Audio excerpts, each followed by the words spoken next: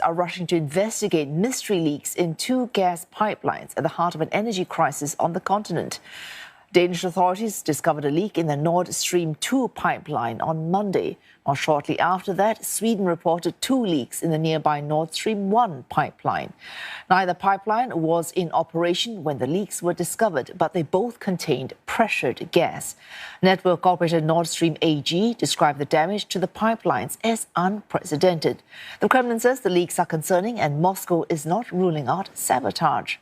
The pipelines, which run under the Baltic Sea near Sweden and Denmark, have been flashpoints in the escalating energy war between Europe and Russia. Russia suspended gas flows to Europe via Nord Stream 1 in August after the bloc slapped more sanctions on Moscow. While the Nord Stream 2 pipeline is not in operation, as Germany scrapped plans to approve that pipeline just days before Russia invaded Ukraine.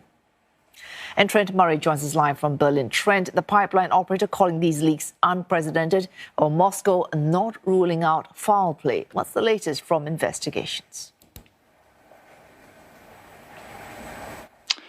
Well, multiple countries now are trying to get to the bottom of exactly what has occurred, but what security services now are increasingly saying is that this is very unlikely to be a coincidence. It is very rare that you have a break in an undersea gas pipeline, let alone multiple breaks on multiple pipelines all within 24 hours. It is for that reason, as you might imagine, security services in Denmark are now upgrading their security level around critical power infrastructure to protect it from any sort of further interruption.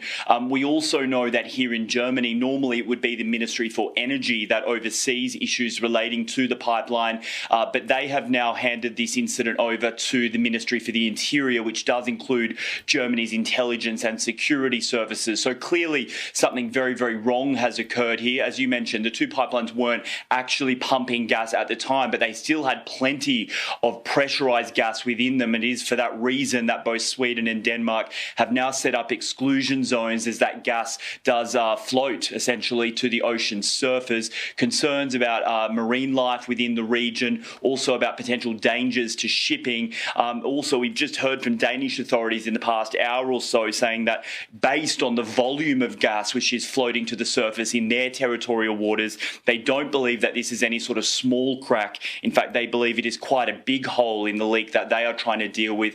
We understand specialist divers are trying to get to the scene to ascertain exactly what has happened, but it has clearly just raised a security alert, not just here in Germany, but in some of those Nordic countries as well.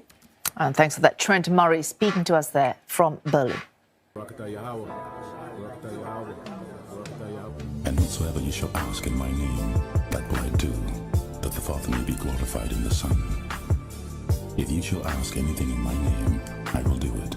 If ye love me, keep my commandments.